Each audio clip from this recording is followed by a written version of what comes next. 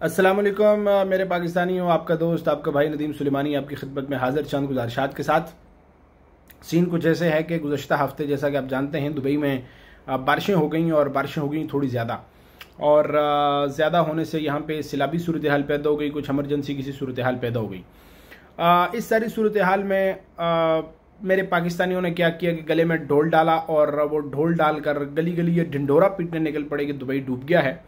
ना सिर्फ उन्होंने दुबई के डूबने का जिक्र किया, बल्कि उन्होंने ये भी कहा कि ये वाली वजूहात हैं जिनकी बिना पर दुबई पे अल्लाह का अज़ाब नाजिल हुआ है और दुबई डूब गया है।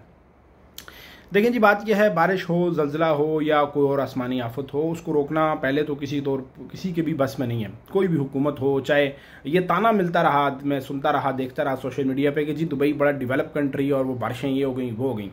देखिए, बारिशों को रोकना दुबई वालों के बस में नहीं है, लेकिन बारिशें होने के बाद उसको मैनेज करना, उसको सेटल डाउन करना, वो किस हद तक करते हैं वो अल्हम्दुलिल्लाह पाकिस्तान, मेरा मुल्क, आपका मुल्क है, लेकिन उससे बहुत अच्छे तरीके से दुबई वाले कर रहे हैं और करके दिखाया है और करेंगे इंशाल्लाह।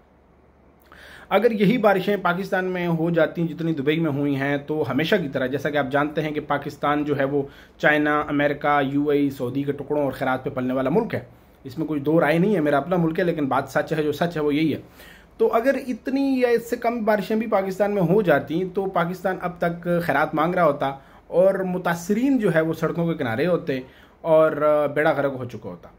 देखें, दुबई में बारिशें हुई, दुबई अल्हम्दुलिल्लाह उन्होंने 2 दिन के अंदर अंदर मामूलात ज़िंदगी को बेहतरीन तौर पे उन्होंने मैनेज किया।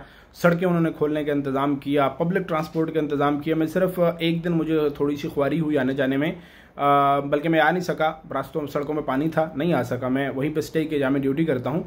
दूसरे दिन मैं बस पे आया और कोई इशू नहीं हुआ, टैक्सी भी चल पड़ी, बस भी चल पड़ी, मेट्रो भी उन्होंने चला दी बहुत सारे एरिया में। तो ये होता है मैनेज करना बाद में, जो पाकिस्तान में कभी नहीं होता। और दुबई की खूबसूरती है अल्हम्दुलिल्लाह। पाकिस्तान में होता तो जानवर मर जाते हैं, बह जाते हैं, घर बह जाते हैं, इंसान कितने मर जाते हैं। दुबई वालों ने अल्हम्दुलिल्लाह हर चीज़ को, यहाँ पे ऐसी वीडियोस भी सामने हैं जहाँ पे इंसानों के साथ साथ बिल्ली का बच्चा भी अगर किसी गाड़ी में फंसा था तो उसको भी रेस्क्यू किया गया और उसको भी संभाला गया। उन्होंने अपने तौर पे पूरी कोशिश वो कर रहे हैं और अल्हम्दुलिल्लाह वो हमेशा की तरह उसको कवर कर लेंगे। पाकिस्तानी से गुजारिश यह है कि जी देखें, आप को दुबई जैसे मुल्क पे, यूएई जैसे मुल्क पे आपको बात करने से पहले अपने गिरबान में झांकना चाहिए। मैं इसलिए कह रहा हूँ, मेरा अपना मुल्क है पाकिस्तान, मैं खुद भी पाकिस्तानी हूँ, लेकिन मैं यहाँ पे रह रहा हूँ, मैं इनको भी जानता हूँ और मैं उस मुल्क को भी जानता हूँ। मैंने 25 साल वहाँ गुजारे और 5 साल मेरे यहाँ पे हो रहे हैं। तो थोड़ा सा शर्म आनी चाहिए यहाँ पे बात करते हुए, और बिलखुसूस इस तरह से बात करते हुए।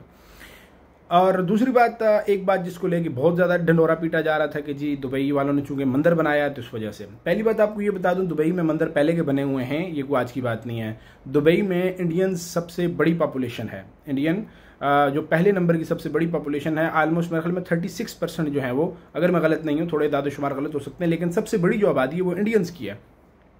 आपको क्या लगता है, वो अगर लोग यहाँ पे हिंदू रह रहे हैं या इंडियंस रह रहे हैं तो वो अपनी इबादत के लिए कहाँ जाएंगे? ज़ाहिर है उनको मंदिर चाहिए, जो दुबई वाले ने उनको बना के दिए हैं और ये बहुत पहले से बने हुए हैं। और दूसरी बात की, जो रिसेंट जो मंदिर बना था वो अबू धाबी में बना है, तो अबू धाबी में इतनी बारिशें या इस तरह का सैलाबी सूरत हाल नहीं पैदा हुई जितनी दुबई में पैदा हुई है। तो फिर ये क्या कॉन्फ्लिक्ट हुआ अगर यहाँ और वहाँ? और दूसरी बात ये, एक और चीज़ मैंने देखी कि एक भगवान की जो मूर्ति थी वो पानी में कहीं बहती जा रही है, और वो दुबई की पिक्चर नहीं है, वो इंडिया की है या किसी भी और मुल्क की, वो दुबई की पिक्चर बहरहाल नहीं है। दुबई में ऐसा कोई नुकसान नहीं हुआ कि मूर्तियाँ बह जाएँ, इतनी भी बारिश नहीं हुई, ऐसा भी जुल्म कोई नहीं हुआ, ठीक ठाक है, सब कुछ नॉर्मल चल रहा है। उस पिक्चर को लेकर काफ़ी ज़्यादा ढंडोरा ये पीटा गया कि जी भगवान बह गए और ये समथिंग। देखें, कुछ थोड़ा सा शर्म हया करें। पहली बात ये कि पाकिस्तान में बारिशों और सैलाब के दौरान पूरी मसाजिद बह गई, कुरान पाक बह गए और तमाम ऐसी मुक़द्दस जगह बह गई, बेड़ा गर्क हो गया उनका। कई बार ऐसा हुआ, जल्जलों में हुआ, सैलाबों में हुआ। तो उसका क्या मतलब कि इस्लाम नाकाम हो गया या समथिंग ऐसा वैसा हो गया? तो मैं ऐसी बातें नहीं करना चाह रहा, लेकिन थोड़ा सा आप शर्म व हया को हाथ लगा लें, पहली बात। और दूसरी बात ये कि यहाँ पे ऐसा कुछ नहीं हुआ, वो पिक्चर यहाँ की नहीं है, कहीं और की है।